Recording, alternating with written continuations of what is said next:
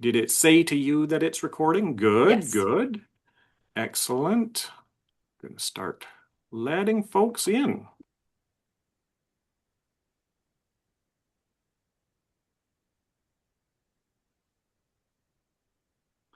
Wow. We have a nice crew coming in tonight. That's great. That's great. Welcome, everybody. We're just going to wait 1 or 2 more minutes as folks come in. So good to see all of those names, see some faces. This is great.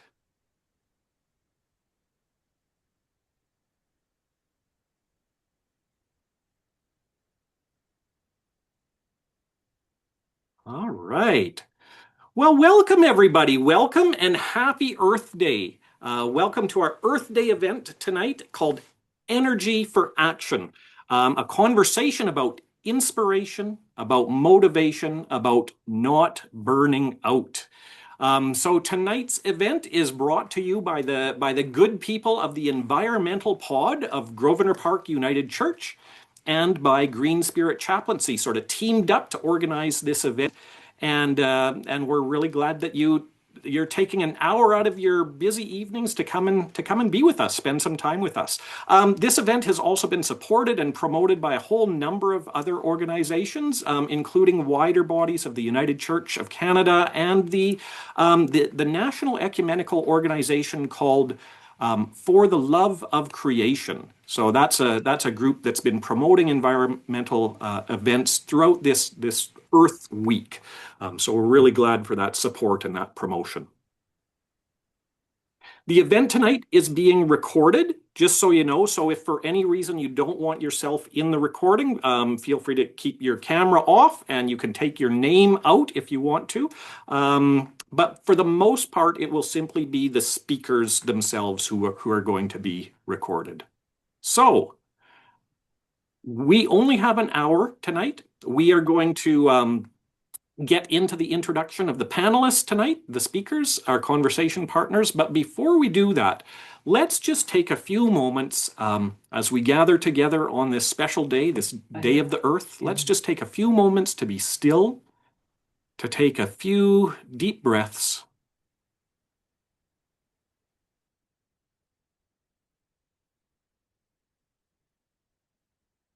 Just to calm our minds and our hearts and our bodies. And to take a few moments to be aware of the earth herself, this living, glorious being of a planet who hosts us all.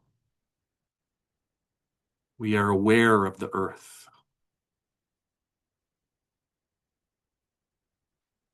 We are aware of the land where we are. Here in Saskatoon, we're on Treaty 6 territory, the homeland of the Métis. And I know many people are coming from other treaty territories and unceded territories as well. And just we give thanks for the land and for the peoples of the land, the first peoples, and for the treaties in whatever place we are.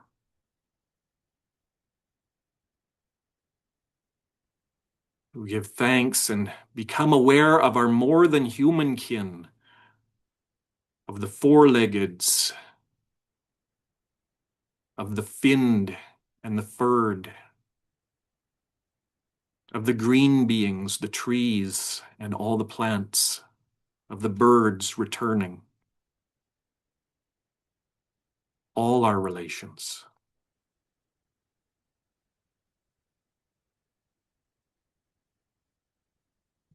We are aware of and we give thanks for the elders in our lives, for their teachings, for their wisdom.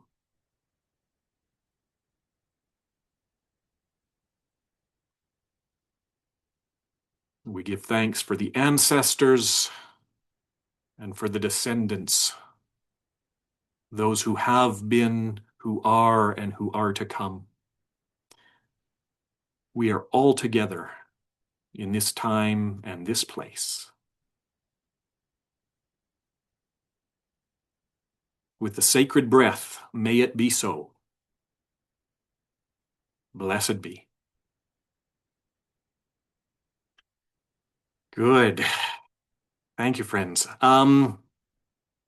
I am going to get into introducing our special guests and panelists tonight. As I take a few moments to spotlight them, I would just invite you, all who are participating, feel free to put into the chat where you're zooming in from, what your treaty territory is. Just put that in the chat so that we can get a sense of where everybody's coming from. This is a great, great crowd tonight, and I am just going to spotlight our panelists.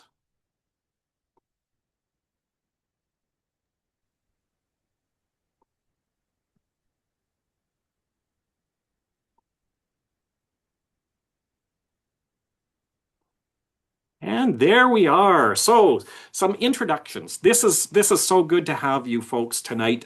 So we have Sherry Olson. Sherry is a community-focused individual with experience in post-secondary education, in homelessness services, military service as a veteran as well. With a background in administration, business, and political science, she organizes community events and contributes as a producer for From the Ground Up radio show and podcast. She's an active volunteer with Climate Justice Saskatoon and the Saskatoon Climate Hub and is committed to building an environmentally minded community. She's currently a personal applicant in the coal case against the provincial government to move Sask Power away from coal power generation, and I'm sure we'll hear some more about that. And outside of her professional and volunteer work, she keeps busy staying connected with her family. So thank you for being here, Sherry. Right on. We also have Jory Vermette. Now, Jory sent me a very small bio because I know he's probably very, very humble. So he's a local Indigenous climate organizer for the past 4 years with Climate Justice Saskatoon and the Saskatoon Climate Hub. But I tell you, every time I've mentioned Jory's name to anybody, they go, "Oh, Jory, I know Jory." So I'm sure there's more than just that one quick statement, and we're looking forward to getting to know you a little bit, Jory. Excellent. We also have tonight Megan Van Buskirk. Did I get your name right, Megan? Very close. It's literally phonetic. Van Buskirk. Van Buskirk. Okay, good. Thanks for Thank you. asking. Right on. And I've got to get your bio. It's actually up. I've got it in a special note place. Just a second. So, Megan is the Director of Policy and Communication at the Saskatchewan Environmental Society, where she focuses on environmental policy and communication in a politically complex landscape. That's probably an understatement. With over 15 years of experience in environmental advocacy and education, Megan is especially interested in how shared values and relationship building can move people toward collective action. She lives in Saskatoon on Treaty 6 territory and has represented civil society at the United Nations climate negotiations 4 times, so brings a lot of wisdom and experience along with her. Thank you to each of you for being here tonight. I'm really looking forward to this conversation, and we are going to rock and roll. We're going to get right into this. But before we do, I also want to do a special shout out to Peter Preble. Peter was also going to be with us, and due to some health issues, his voice is no longer available, and he knew it would be very difficult to be part of this conversation. But we're so grateful for his presence in all of our lives and the wisdom and experience that he's generated along the way. So I don't know if Peter's here in the crowd listening, but thank you, Peter. Okay. Let's get into it. So, panelists, conversationalists, can you tell me? I'd love to hear a little bit about. We've had your introductions, but what right now is actually the most important thing on your activist agenda and portfolio right now? What are you working on? What's getting the wheels turning? What gets your juices moving? Who would like to jump in on that?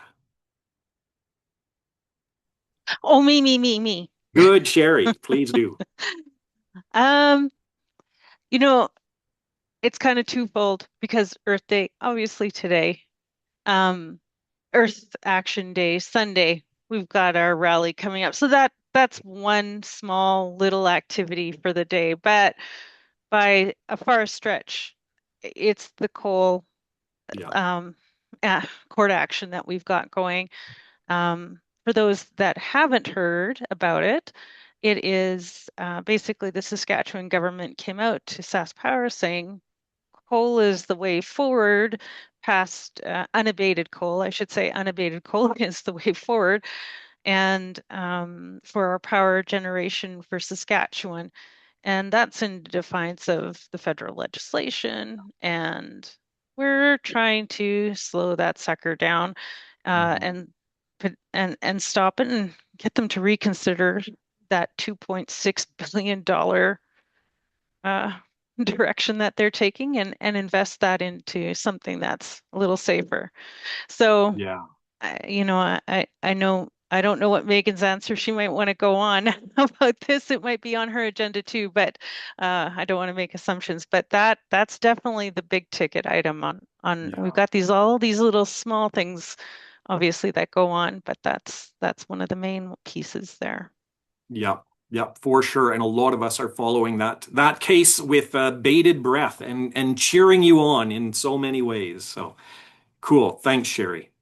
Megan, do you want to follow Sure. on from that? Yeah. Yeah, I'll jump in. Thanks, Sherry.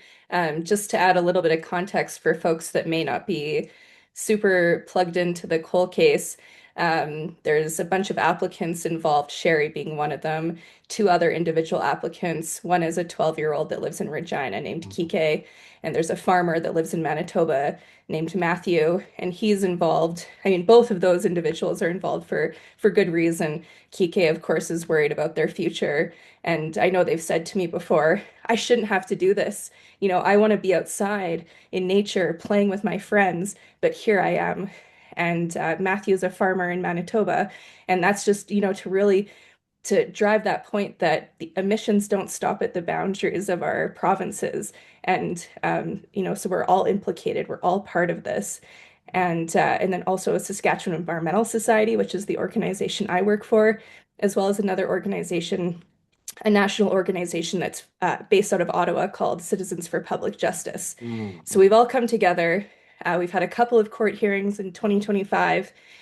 They were both mostly based on procedural grounds and on the government of Saskatchewan's motion to strike. So we haven't yet had the opportunity to sort of argue the merits of the case. So far, we've had a judgment, a ruling on that motion to strike. Unfortunately, the case was struck. The Mhm. Court of King's Bench felt that they don't have sort of the jurisdiction to look at this because they feel it's a policy decision. But we've appealed that because Yeah. we feel that there should be for public interest case, public interest sake, etc. We should be able to argue this. So keep your eyes peeled for updates on when we may have our appeal hearing set, hopefully sometime this year. And so SES, is also super involved with this coal work. The legal prong is a part of it. We're also working on sort of federal government Mhm. relations right now. As a provincial organization, for those who don't know, we're a nonprofit registered charity. We've been operating in Saskatchewan since 1970. We like to say it's before there was a Ministry of Environment, both federally and provincially. Yeah. And of course, it coincided with the first Earth Day ever in 1970. Um, but we're kind of thinking, well, we have this laggard provincial government. They're making these decisions that are completely unreasonable, and they're locking in emissions and health impacts and costs for decades to come. So let's talk to the federal government. We know that the federal environment minister has authority under the Canadian Environmental Protection Act to actually intervene and stop Sask Power from, Mhm. doing these retrofits, etc. And so we're hoping that, our political pressure, as well as pressure that's coming from others, will be able to make some good headway there. Yeah. But that's yet to be seen. Yeah. So Yeah. and so I think like, there's all sorts of things that SES does as well. We do education in schools. We do a lot of sort of public outreach, public education. And I think really like the crux of what we do and the crux of what matters for me is structural change. Yeah. And that's something that we're working towards because, the systems that we exist under, you know, they're all extractivist based. Mhm. And we need to really change how we view the world around us, each other, build relationships with one another. And, that's a big part of kind of why we do this work and why I Yeah, am so passionate about this.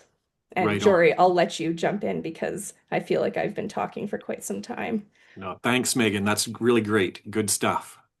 Yeah, Jory. And how about for you? What's on your front burner right now?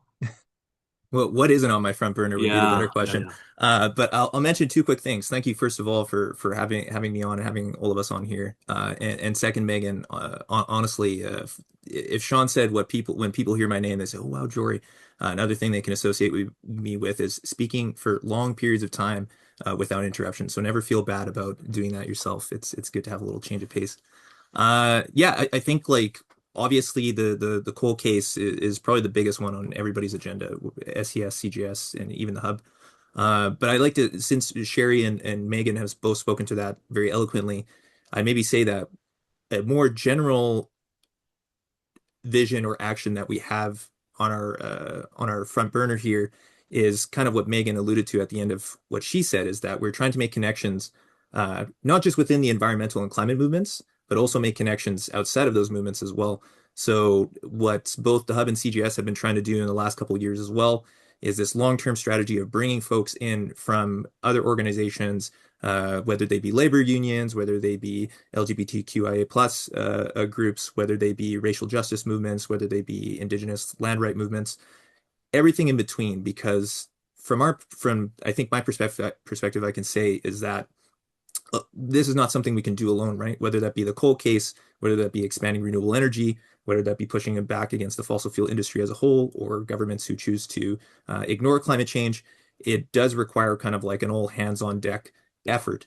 And to really get those other groups and those other individuals within those groups to understand not only that climate change is very likely their number one issue, but also that their issues are our issues too. And to maybe drive this point home, when we see the decision to pursue coal-fired power and the province's logic behind that, outside of the very loose economic arguments, they also say it's for the workers in Estevan and Coronach that are involved in the coal industry there.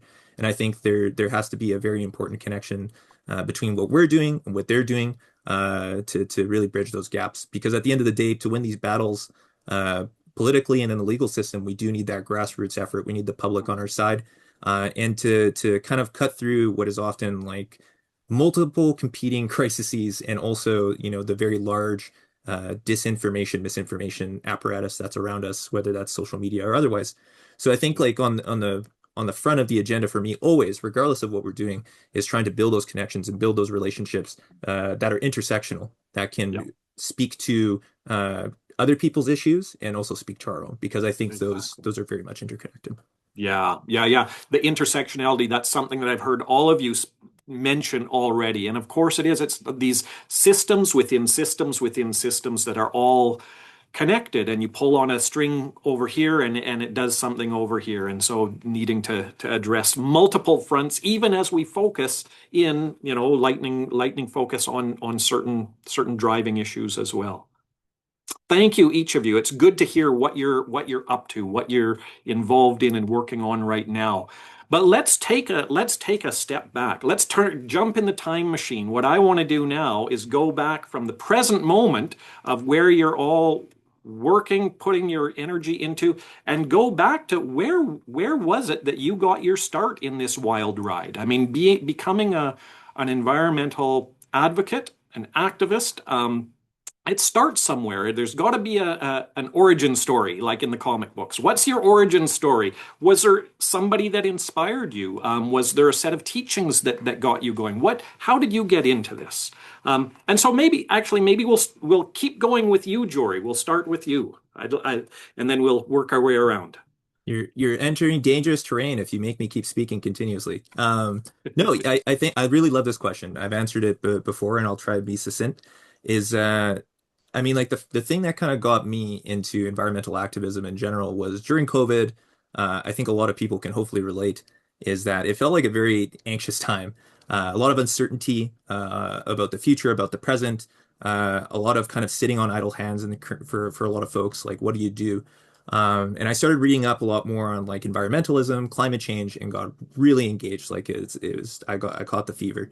And from there, I was also feeling anxious about everything that I was reading online. Like it was kind of like a combination of this problem is so very large. How can I, as a small person, go out there and make some change? And I engaged in some literature that pushed me in the direction of, well, it's better to go out and find something and to put yourself to use rather than kind of stew over the anxiety or the grief or the anger, which are normal emotions, but it's important to put that into action. And one of the very first things I did was go to the Mewasan Valley actually and help with the tree planting Yeah. event, which was really beautiful. And it kind of kickstarted me into looking for more like climate change focus groups, which led me to CGS and led me to help co-found the hub. And I'll say there are maybe three things that I'd say are kind of catalysts that supported me into going into this outside of just the pandemic and doing some self-learning was one, even as a kid, my grandpa was someone who really encouraged to respect nature. He was someone like turn off the taps, don't mess around, like kill bugs for no reason, things like that. So just respect for nature in the sense of like an equal. Another one was a good friend of mine, Rob Tremblay. He got into climate activism before me, and he was someone, even though we disagree on things politically, perhaps, he was someone who did encourage me to go out and, take that fight into the real world. And then finally, an author and a professor, Joel Wainwright from the University of Ohio, came and gave a little Q&A about a book that we were reading called Climate Leviathan. I encourage folks to read that. It's a Mm. very cool book. But he came and gave a talk to the book club I was in, and he was very generous with his time. And one of the things he told me is like, it's really what you have to do again is find some people in your community who care about this. They don't have to be perfect, but the point is to build relationships with them of trust, of solidarity. So, and I thought this was very kind of poetic. He said, so that one day you can go up to them and have no problem with saying, okay, can you hold my kid for a second? Would you Mm. be able to hold my baby while I do this? And I kind Yeah. of joked with Sherry and others and said, well, my version is rather than hold your baby, you can be the person who can phone me to help you move your couch if you're moving. So I may not Oh, put that offer that's a up to the 30. commitment. That is a commitment. Yeah, I may not put that up to the 38 people in the audience, but Sherry and Megan and maybe Shawn, I got you covered. So that's what inspired me. That's awesome. That's awesome. Thank you, Joy. And I really appreciate that you name the period of the pandemic. I think for a lot of people, it really was both a wake-up call to like what's going on in our world and also gave that moment of time to sort of disengage from the rat race in some ways and sort of think about like what is my life really about? What's the purpose here? Yeah, cool. Right on. Thank you. Thank you. Sherry, Megan, who would like to jump in next? I could jump in. Yeah. I just love pe hearing people's origin stories. Thanks for Mhm. sharing that, Jory. Um, I've also been asked this question numerous times over my period of being engaged in environmental advocacy and activism and education and whatnot. And I had the privilege of growing up as a Girl Guide, Mm. from a very young age. He was Yeah. outside all the time, just sort of canoeing the Churchill River, backpacking, Mm. just really developing that sort of really salient and intrinsic and deep-seated relationship with the more than human world. I also was in the grade 11 outdoor school program here in Saskatoon, for those of you who are familiar with it, and that just, further solidified it. I went to university and finished my undergrad in a couple of environmental studies degrees, started working at SES. I've worked for a couple other organizations as well, like the Saskatoon Car Share Co-op. I've helped the Saskatoon Environmental Advisory Committee with some of their communications work. There's just been lots of opportunities. Of course, attending the United Nations climate conferences, as you noted in my biography. Two of the times that I attended, it was on behalf of Girl Guides. So it was really cool because we were able to really look at these issues of climate change through the lens of gender equity, Yeah. and especially considering how girls and young women, particularly in the global south, are disproportionately affected by climate change. The other two times that I attended were with the Canadian Youth Climate Coalition, which is no longer an organization, but at the time they were just, monumental for getting young people engaged in all sorts of systems thinking and Yeah. engaging with these really tough issues. Um, and so I started working at SES in 2011, and spent many years doing really cool work. I mean, I still get to do that cool work, but then I spent some time thinking, I think we're just spinning our wheels here in Mm, Saskatchewan. We're not talking the same language. yeah, We're just so deeply divided that I decided to go back and get my master's degree just to try and infuse some additional, perspectives and ways of thinking into the work that I was already doing. So I just finished that last year. It took me about 5 years to finish, I believe, but working full time and whatnot, you think you can do things faster than you than you really can. But my thesis was all about exploring shared values in Saskatchewan and kind of through the lens of our conflicting views about climate change. So not mhm, only about what is climate change, but what should we do about it? yeah, How do we feel about what's already being done? And what are the things that could bring us together? And yeah, so ultimately, I did that work because I wanted to breathe fresh air into my work, as well as hopefully help fellow comrades such as Jory and Sherry and others think about different ways that we can do this work. I'm not suggesting that my approach is the right approach, but it's part of it. And a big part of yeah, that is it's relationships, it's dialogue, it's pushing through these sort of psychological mechanisms that prevent us from being able to address these super complex, scary ecological issues that we're dealing with, like cognitive bias and that sort of thing, and really see if we can come together and figure out how do we make this place a better place yeah, for all of us. And that includes, people that we don't always agree with. And I think that's really important and actually where we need to be focusing some of our efforts is in yeah, in not looking at each other through narrow traits, but instead seeing us in each other in our full humanity. And that includes our relationship with nature as well. yeah. So my origin story started a long time ago, but I think I'm still writing it. Nice. Oh, it sounds like it. It totally sounds like it. And that focus, especially as you come into your master's and you're doing the work on communication and shared values, right? I mean, how many of us are tired of fighting with our families about this stuff?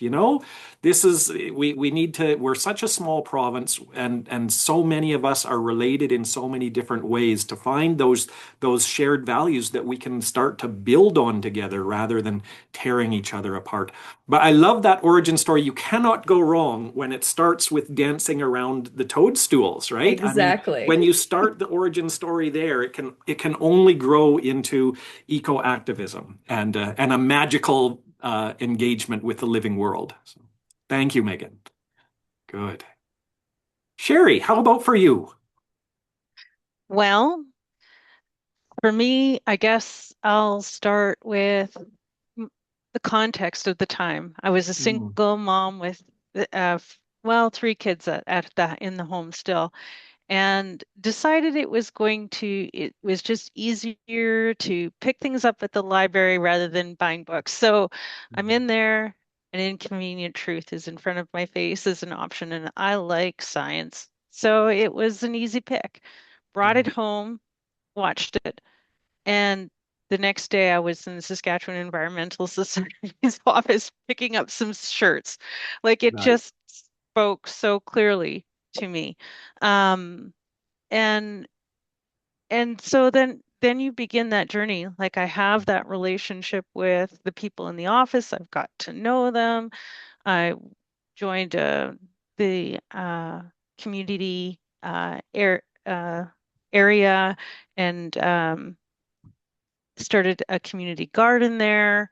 I started to get to know more people, worked on a radio show that was at that time called Mulch. I did take a break over the decades since then, but and then I'm back in it now. But got involved with a group that probably isn't around anymore called Rooted. I don't think it is. And I spent a lot of time reading and just because that's kind of like my go-to hobby. Mhm. So it, it's a quiet start sometimes when you're having your family at home and you're just trying to do the normal day stuff. And all of a sudden you're trying to figure out, oh, let's bring worms home and see how that works because they say I can do that kind of thing. Um, Yeah. and the kids enjoy that kind of thing, and all these little experiments you've got going, and you're hanging your laundry outside, and all that stuff just takes Yeah. time and decades, and so not everybody can go out and organize, environmental actions and stuff like that, but the time will come, and anybody could be in my spot speaking and sharing, and it just Yeah. sometimes it just takes time. But that's where I started, and Yeah. yeah, although United States politics isn't my favorite subject anymore, at that time it was a good influence at that point. Okay. Yeah, with Al Gore and with the Inconvenient Truth, and there was some interesting stuff happening in the States at that time. Like we often, I think, apologies to my US friends, I see some of you here. Sometimes in Canada, I think we sort of have this monolithic view of America as something, whatever, but there's amazing stuff happening with our neighbors to the south. So yeah, it's not surprising that that was part of your origin story too, Sherry. Yeah. Hmm. Yeah. Each of you have mentioned along the way being influenced by certain books, or in your case, Sherry, the movie, but also there's the book too. Are there, and some of you have mentioned individual people. Jory, I think you mentioned some do any of you have, like, I know this is a really hard question because it's like choosing your favorite child. You should never do it. It's a bad idea. But do you have a ecological hero? Does anybody have an ecological hero? You don't have to. I'm just curious if maybe you do. And if you have two, you can say, at least you can say two if you want. Megan, you look like you want to jump in there. Sure, I can jump in. I mean, it's a tough one because I would say just about everybody I work with at SES, everybody I've met, they're my heroes. Peter Yeah, Preble being one of them, who you noted earlier. yeah, yeah. Um, but when I was a young girl, I had all these Jane Goodall books, and Oh, yeah. I honestly didn't even know how, you know, powerful and influential she was as an individual at the time. I was just captivated by her life experiences. And actually, we share a birthday. And so Oh, that felt wow. even more special once I learned that. Another person who I really, really look up to is Rachel Carson, Yeah. who I'm sure most people are familiar with her, but her book Mhm. Silent Spring, she wrote others as well, but she was Yeah, so influential in the world of pesticide reduction and yeah, just sort of making those connections as Jory was talking about that intersectionality and sort of realizing how deeply interrelated all of these issues that we're dealing with in our day-to-days are, yeah. and how seeing them as connected actually makes the solutions become more obvious. And so Right. those are two people. Actually, it was Yeah, several people, but we'll yeah, stick with those two. yeah. Cool. Very cool. Thank you. Sherry or Jory, either of you have heroes that you want to name? I'm going to go for one local and then one national, Yeah. and and I would say, um, and I'm trying not to cry while I talk about this, but Glenn Wright is just so awesome, Yes. the lawyer. I think I, Glenn is here. Yay, Glenn. Yeah. hmm Yeah. yeah, yeah, that he's done a lot of hard work and Yeah. got a lot of community support, and he sure needs it because he's pulling a big load. Yeah. So forever grateful to Glenn in his impact in this area. Also, I think the other piece the person that I bring up is David Suzuki. Man, Of course. Yeah. he definitely has pulled his weight nationally. Yeah. And for his age, he's still doing great work. Really Yeah. appreciate the guy.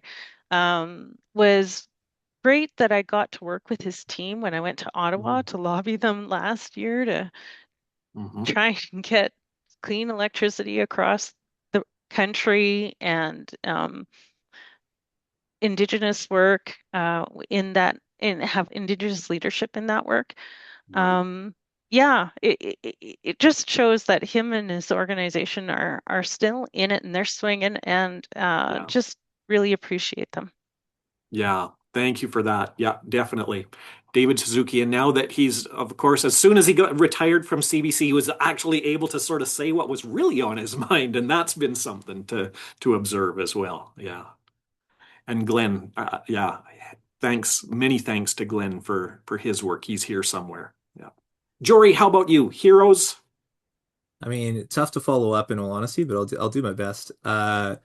It's tough. I think probably the first one I'd have to mention is kind of what Megan said, right? Like whenever I get involved with the people I organize with, whether that's Sherry or Megan, or there's people in the crowd, Kurt, Glenn, I think I saw Jennifer in there, lots of folks, is they're like heroes to me because without them I couldn't do this, right? Like there has Yeah. to be, I have to give them full credit. Some days I look at what everyone does and and this isn't, I'm not saying I should feel this way, but I feel like, wow, like look at how much they do. I could be doing so much more.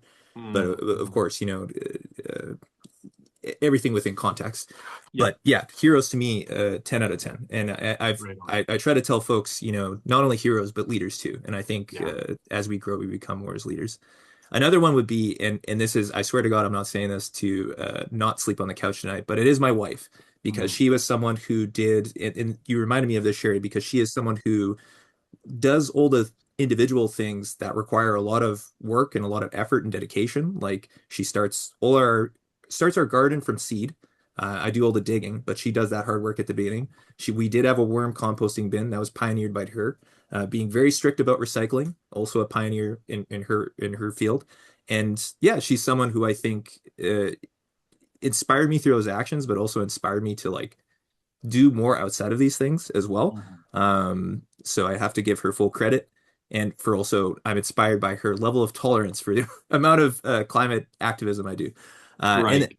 and then I think the final thing would have to be, I guess the all the people who have ever fought the climate battle before us, and even the people who have fought for freedom or for a better future or for liberation in any aspect. Whenever I read their stories, whenever I read their theories, whenever I read their prescriptions, I think those people are heroes, whether Yeah, they're famous or not, because there was always someone before us fighting this battle.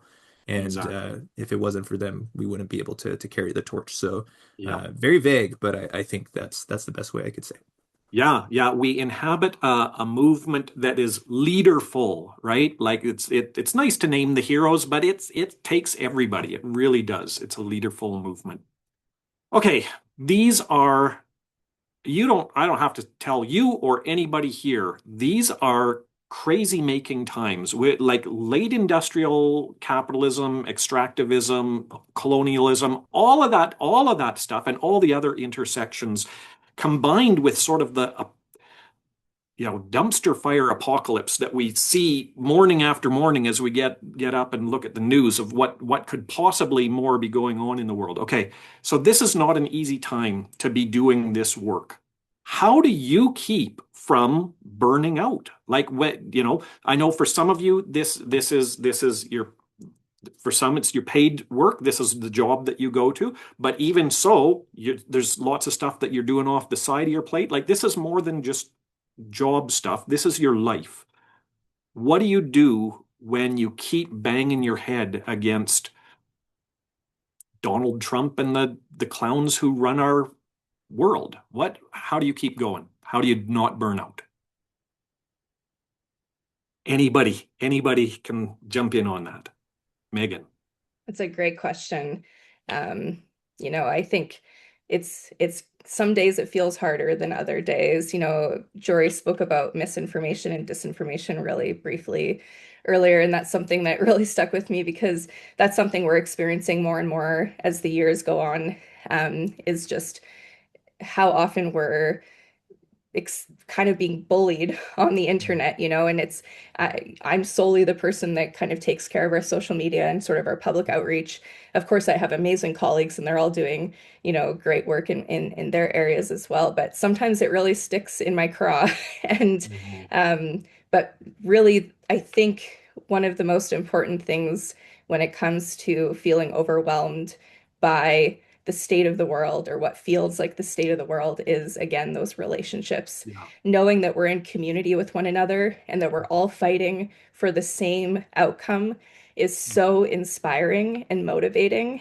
um, and it really reminds me of why I'm doing this work. Mhm. And I think it's important to, you know, do what we need to rest, you know, whether that's literally resting in bed or if that's being outside in nature, if it's engaging in humor or creativity.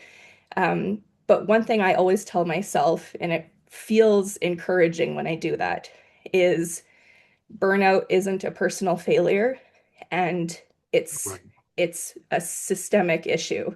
Mhm. You know, we're dealing with such complex, wicked problems, and burnout is often, you know, a response to those Yeah. systems that are exhausting, not only to us as people, but to the earth. Um, Mhm.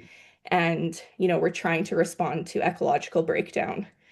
And it's all based on extractivism and urgency and grind culture, and Yeah. productivity and individualism. And so being able to push against that is actually part of the work. Resting Mhm. is Mhm. part of the work. It is resistance. Yeah. Rest is radical. And so I don't want anybody to feel like they can't rest. Yeah. Just to finish, many years ago, I went to a Tonight It's Poetry event here in Saskatoon. Folks may have participated or attended in the past. You know, it's just local poets come and present their amazing work. And one person said something that I think about all the time. They said, I want you to rest so you don't quit altogether. And I think Mhm. about that all the Mhm. time. We Yeah. cannot feel shame or guilt when we need to rest, Yeah. when we need to step back, even if it's just momentarily, because this work is long term and our community needs us. The earth needs us. And so, anyway, Yeah. Yeah. it's tough and there's no right answer, but it's sort of remembering that it's okay to rest, and actually, Yeah. like I said, it's radical to do so. Thank you so much for that reminder. So many of us need to hear that. In religious lingo, we talk about Sabbath as resistance, right? And the life-giving power of the deep rest which leads to peace. And if we don't get that, yeah, it's so easy to feel on the hamster wheel. But I also heard you name creativity and some other things and community.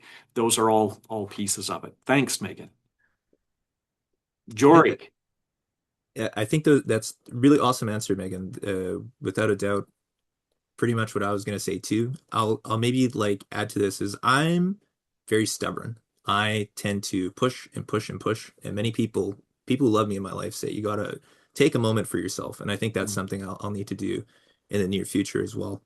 And I think about two things. One, kind of you mentioned community. I think that's the one thing that is the most effective preventative measure to burnout. Burnout Mm. fundamentally, like you said, when you hit your head against the wall over and over and over again, I'm not saying having 100 people hit their head against the wall with you makes it better.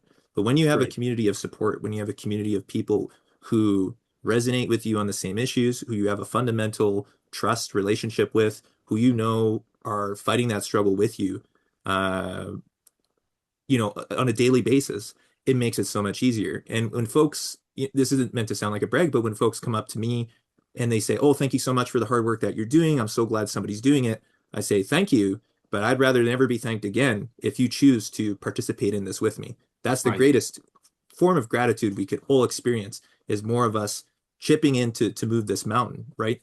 And I think also that kind of helps with the burnout and helps maybe with the context of, which I think was very eloquently said, Megan, is how much, like the global economy, capitalism, this constant grind set mentality, even just the fundamental concept of like having to work a 9 to 5 job and then having to hopefully get 8 hours of sleep a night. That leaves you so much time to do this critical work by design.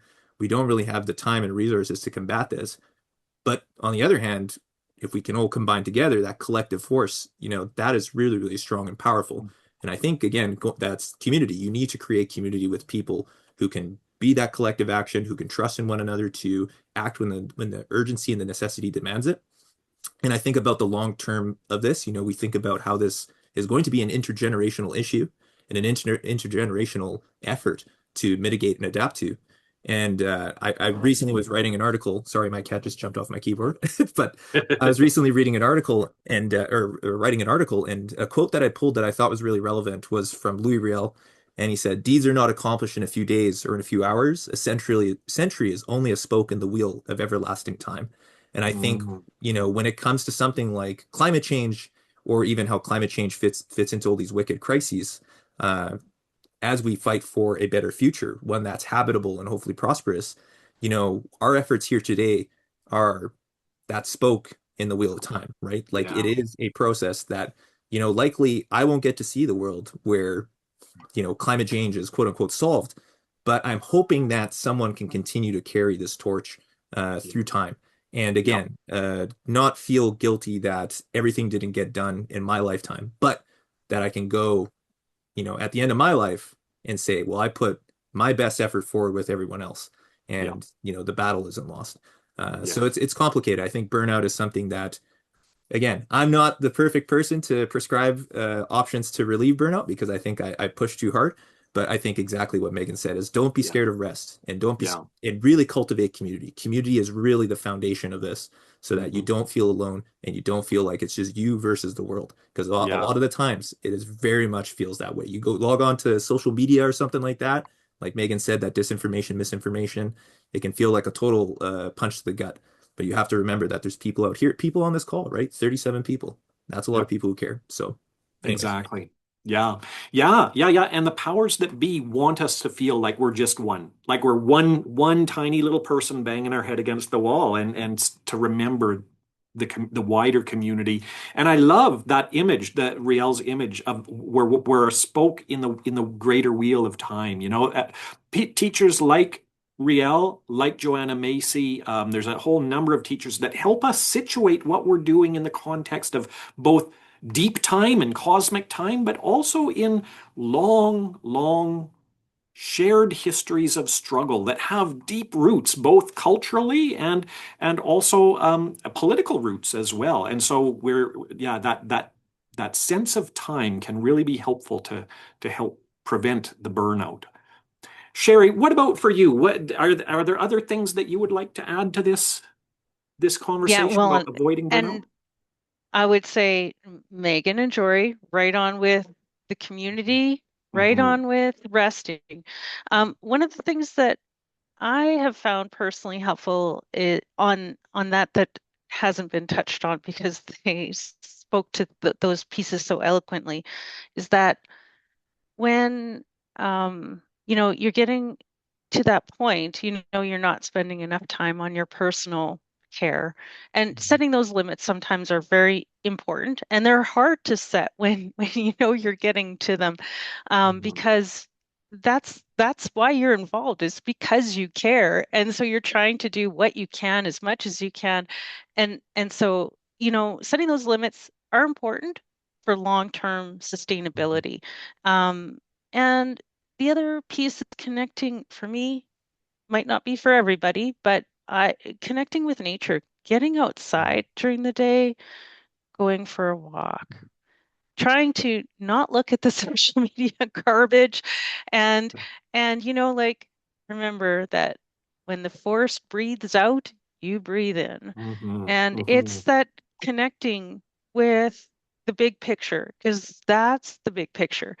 And yeah, when you're Yeah. getting close to those things, it's remembering those, keeping that in mind, and working that way, and trying to keep the conflict in your life low so that you Hmm. can connect to that higher purpose.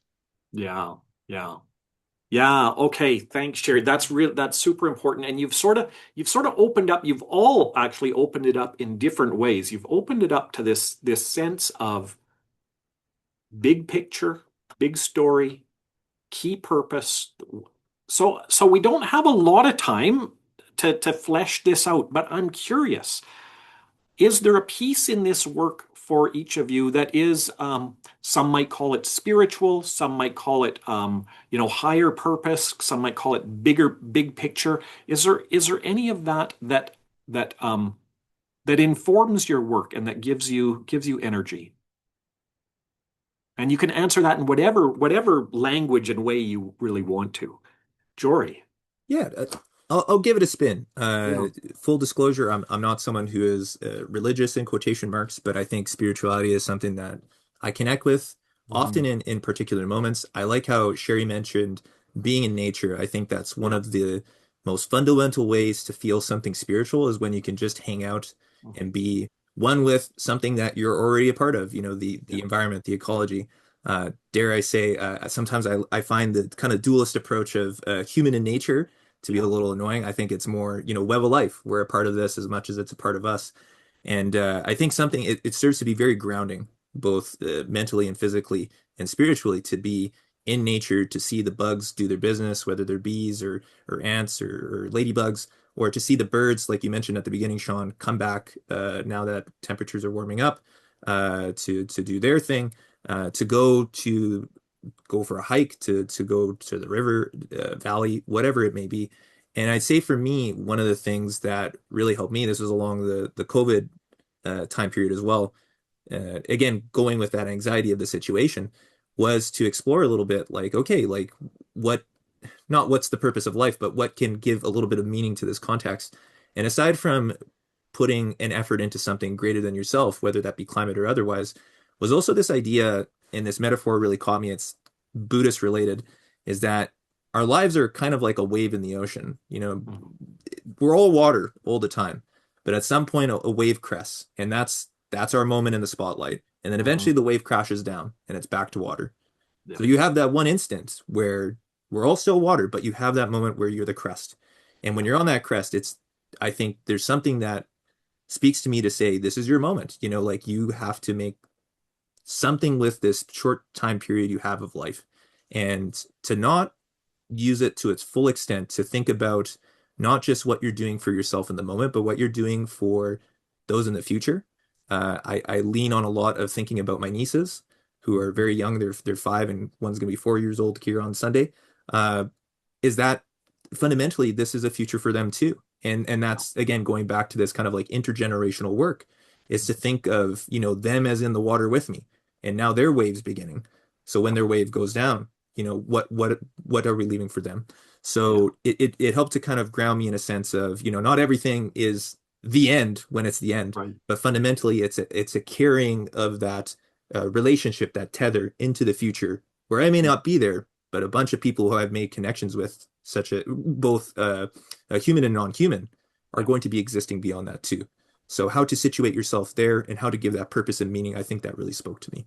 Yeah, yeah, yeah. Love it. Thanks, Jory. And that image of that wave, you're right. It's a deeply Buddhist image. And the coming into being of the interconnectedness of all things, and then the dispersal back into the grand ocean that includes our ancestors, our descendants, all of our more than human relations. I mean, it's all there. That I think of that reminds me of Thich Nhat Hanh's teaching on interbeing, right? That's what you're talking about reminds me of. Thanks for sharing that. Uh, Megan. Thanks, Jory, and thanks, Shawn. I've had a lot of what I would call sacred experiences in nature. I'm sure we've all had that. One of the first times I remember feeling this way was when I was a teenager and I was visiting the Great Sandhills down in southern Saskatchewan, being surrounded by sand as far as you can see in every direction is just almost an incomparable experience. And, it gives me that as well as, other experiences in nature. It's that feeling of awe, of humility, a sense of belonging with the world. It creates sort of this dual response of both reverence and responsibility. And I also really think about sort of self, not as a lowercase s, but a capital S self. It's not me as an isolated individual. This isn't self. What is self is all of us in relationship. That's land, that's our ancestors, that's our future generations. Um, it's truly just that interdependence. And that's the type of sort of spiritual feeling that really gives me that sort of sustaining feeling to Yeah, continue doing this work. yeah, And so, that's the sacred. the reverence, the, the being one with nature, not being above it. Um, Right. but it's me and I'm, nature is me and I am nature, and I am Yeah. all of you and all of you are me. And I think that's the kind of worldview that can really make big, big changes in how we operate in this world. Yeah. Yeah. And it is a question of worldview, isn't it? I mean, we all, for better and worse, inherit a Western notion of sort of being individualized atomic units, right? And that creates a certain story, a certain worldview that then it invokes our politics, it invokes our daily lives, our sense of self, this sense of the ecological self that you're talking about, Megan, where the borders, the boundaries are very porous between myself and the Mhm. self of the beloved world. Those start to break down. That's a very different story that comes out of that, and a very different politics that comes out of that. Yeah, yeah. Thank you. Right on. Sherry, how about And for you? I guess um, all of these also speak to how I've perceived it. And lots of times we often will hear people say we're in nature, and really we are nature. We're just a part of that. And so that takes a lot of listening because it's not the kind of conversation that we're used to. Mhm. Um, the poles are melting, the forests are burning. And so nature is speaking, and it's our turn to listen. And that's that spiritual aspect that Mhm. everybody was talking about. It's about respecting um, what is around us and what we are from, and Mhm. that we are a part of that. And there's that reciprocity that we Yeah, owe to them, and that responsibility. yeah, yeah. Wow. Thank you. Thank you, each of you. Yeah, that's just deeply profound. Jory, I see you unmuted. Yeah. I, I got to thinking for a second, and I love that you mentioned this when you brought this up, Sherry, like, respect, mutuality. We have like it's relationship to everything around us. When the ice caps are melting, when the forests burn, that's pain to us. Yeah. And it made me think of the Anishinaabe creation story. I read it in Braiding Sweetgrass, and I found it to be like very resonant and inspiring because in that story, uh, all the different animals are trying to build a little spot as the Great Flood happens so they can protect, the mother.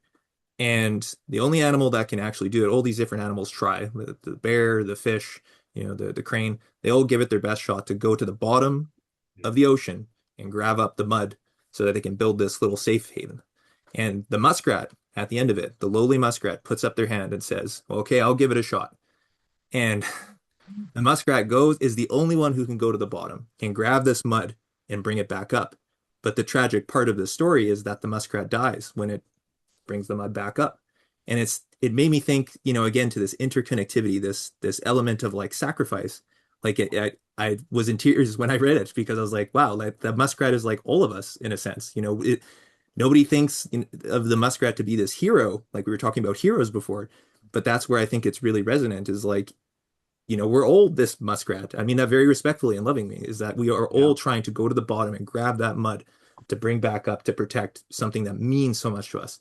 And to know that, the muskrat didn't get to enjoy, that little shelter that they made for the others, but they were part of something so important and so Yeah. meaningful. And I think that Yeah. speaks very spiritually to that element of having the need to be responsible to others, have Yeah. mutuality, have respect for one another. And it just made me think of that, Sherry. So thank you. Yeah. That's that's awesome. The muskrat and the the fruit of the muskrat sacrifice becomes Turtle Island, becomes us, becomes our land, becomes our people, becomes our relations. Wow. Thank you, each of you. Sherry, Jory, Megan, thank you so much for sharing your experience and your wisdom. It's just been great to be in conversation. I told you before we started, this hour was going to go past so fast, and it has. So I'm gonna remove spotlight from each of us so that just for a moment we can see all of the people who have gathered and who have been so attentive to the words that have been being shared. And I just want to say thank you to each of you who are here tonight. If we had another hour, we could do a great Q&A. We could all talk to each other. I would love for each of you to take what you've heard tonight and have a conversation with somebody about it, because it's the type of stuff that we just need to keep talking to each other about, keep building the communities that we need to keep supporting each other in this work. We need each other. We're going to wrap up. Thanks again to our speakers. Thanks to all who helped organize this event, who helped promote this event. Let's end as we began, just in a moment of quiet. Let's just take a couple of deep breaths, and then I'm just going to share a really short poem that comes from a little book called Earth Prayers from Around the World that many of us are familiar with, and the poet is Rosario Murillo. But let's just take a breath together. And as we breathe, we feel such appreciation for each other and for the earth, our mother, and for all our relations.